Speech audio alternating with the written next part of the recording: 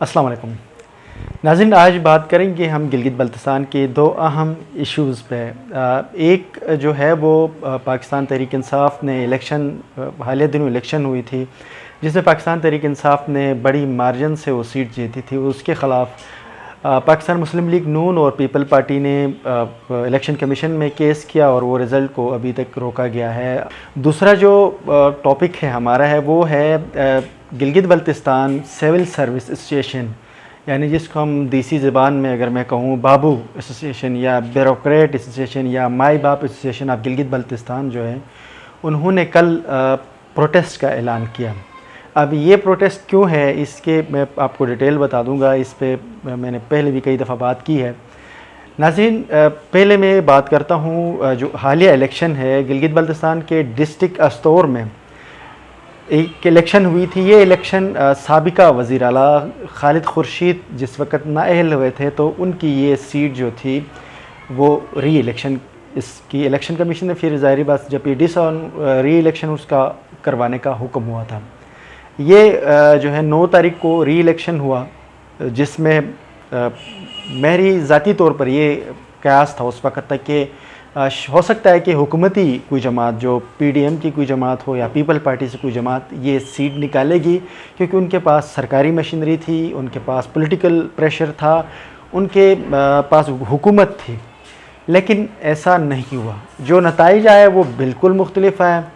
ان نتائج میں پاکستان تحریک انصاف کے جو خالد خورشید کے والد صاحب جو ہیں، انہوں نے تقریباً کوئی 1,500 کے مارجن سے وہ سیٹ نکالی۔ اب وہ الیکشن جب انہوں نے جیتا تو اس کے خلاف پی ایم ایل این کی طرف سے اور پیپل پارٹی کی طرف سے اس کے حوالے سے انہوں نے کہا شکوک و شبہات ہیں، الیکشن میں دھاندلی ہوئی ہے اور الیکشن کو آر اوز سے رزلٹ نہیں رکوایا گیا۔ آج جب آر اوز نے جو رزلٹ کو ڈکلیئر کیا تو اس کے بعد جو ہے الیکشن کمیشن گلگت بلتستان نے رزلٹ روکنے کی انہوں نے ایک نوٹیفیکیشن جاری کی۔ اب آپ کو ایکچوئل سینیرو تھوڑا سا ہم بتاتے ہیں کہ گلگت بلتستان میں اگر آپ صورتحال دیکھ رہے ہیں، گلگت بلتستان کی یہ جو الیکشن ہے، اس الیکشن میں پی ٹی آئی کی ایک بڑی مارجن سے سیٹ جیتی اور ایسے میں الیکشن کمیشن نے اس کو روکنا ایک سوالیہ نشان ضرور ہوتا ہے۔ الیکشن کمیشن نے جو نوٹیفیکیشن نکالی اس میں کہیں یہ نہیں لکھا گیا ہے کہ ان کو کسی حوالے سے کوئی ثبوت یا شواہد ملے، ان کو صرف ایک کمپلین ملی اور کمپلین کی وجہ سے انہوں نے الیکشن روکا۔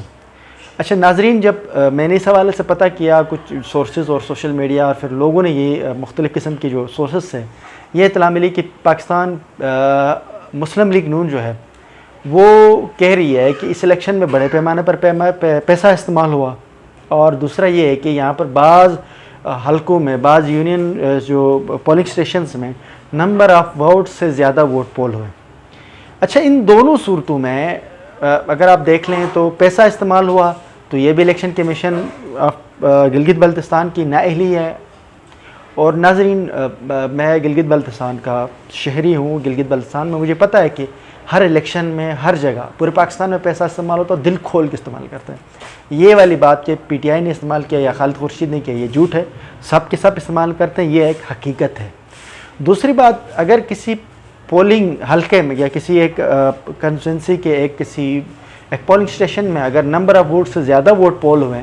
تو یہ بھی الیکشن کمیشن کی نااہلی ہے۔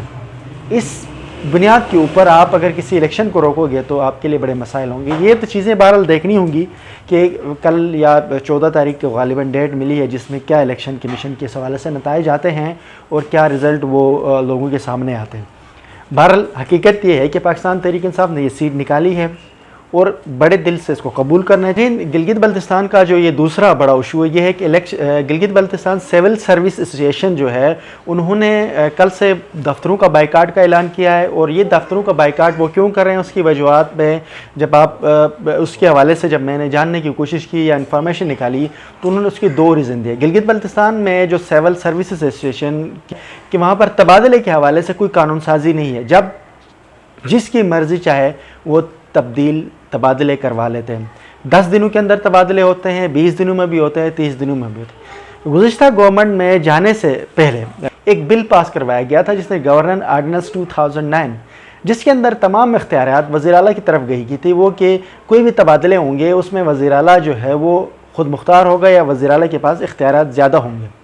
چیف سیکرٹری گلگت بلتستان وانی جو ہے انہوں نے اپنے سیاسی تعلقات کی بنیاد کے اوپر یا کہیں پرسنل ریلیشن کی بنیاد کے اوپر جب اسمبلی میں خالد خورشید کو ڈسکوالیفائی کیا گیا، اس دوران اسمبلی میں کوئی بندہ نمائندہ نہیں تھا، اس نے اپنی تعلقات اور اپنی مافیا کی بنیاد کے اوپر اس قانون کو ختم کروایا۔ اب یہ قانونی ماہرین بتائیں گے کہ یہ غیر آئینی ہے یا غیر قانونی کام تھا یا نہیں، لیکن اخلاقی طور پر دیکھا جائے تو یہ ایک انتہائی تھرڈ کلاس قسم کی ایکٹیویٹی کی ہے انہوں نے۔ اس کی وجہ یہ تھا کہ 2009 آرڈیننس کے تحت جتنی بھی اختیارات تھی وہ جو ہے وزیر اعلیٰ کے پاس جاتے تو چیف اختیارات نہیں ہوتے، کیونکہ پورے پاکستان میں تبادلے کے تمام اختیارات جو ہیں وہ وزیر اعلیٰ کے پاس ہوتے ہیں۔ یہ گلگت بلتستان جو ہے وہ واحد چھاونی ہے جہاں پر جو پاور جو ہوتے ہیں یا کسی چیف سیکرٹری کے پاس ہوتے ہیں یا اس طرح کسی اور ٹچے کے پاس چلی جاتی ہے۔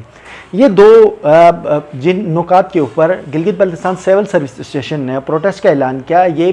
بالکل ان کی یہ جو ڈیمانڈ ہے بہت جائز ہے۔ اس کے حوالے سے میں نے پہلے بھی بات کی، میں بھی ابھی بھی ان چیزوں کو انڈورس کرتا ہوں کہ تبادلے کے حوالے سے کوئی ٹائم پیریڈ ہونا چاہیے کہ کم سے کم کوئی بندہ کسی ادارے میں سیکرٹری لگتا ہے تو کچھ عرصہ رہے، اس کے بعد وہاں پر وہ کوئی رزلٹ دیں۔ لیکن گلگت بلتستان میں تو اندھیر نگری ہے، میں نے دیکھا ہے کہ ایک مہینے کے اندر ایک بندہ 3 جگہوں میں بھی چینج ہوتا رہا ہے، لیکن اس سے گلگت بلتستان کی مقامی سطح پر بہت بڑی تباہی مچی ہوتی ہے۔ کسی ادارے کے اندر کوئی قانون سازی نہیں ہے، جب سیکرٹری وہاں پر اس کے پاس اختیارات نہیں ہے، وہ روک نہیں سکتا، تو نچلے جو سارے اس کے جو سب آرڈیننس ہوتے ہیں تو وہاں پر جو مرضی کھبلی مچی ہوتی ہے کلیگ سین ہے۔ جیسے کچھ سیکرٹری تبادلہ ہوتا ہے وہ اپنے مرضی کے لوگوں کی منہ کروا رہا ہوتا ہے، جس کی وجہ سے پورا ایک اسٹرکچر ڈسٹرب ہو جاتا ہے۔ گلگت بلتستان کی اگر بہتری ہم نے دیکھنی یا گلگت بلتستان کے اگر مستقبل میں کوئی حالات بہتر جانا تو سب سے پہلے 2009 کے آرڈیننس کو یہ ہر صورت ریکور کرنا چاہیے۔ یہ جو گلگت بلتستان کے موجودہ وزیر اعلیٰ ہیں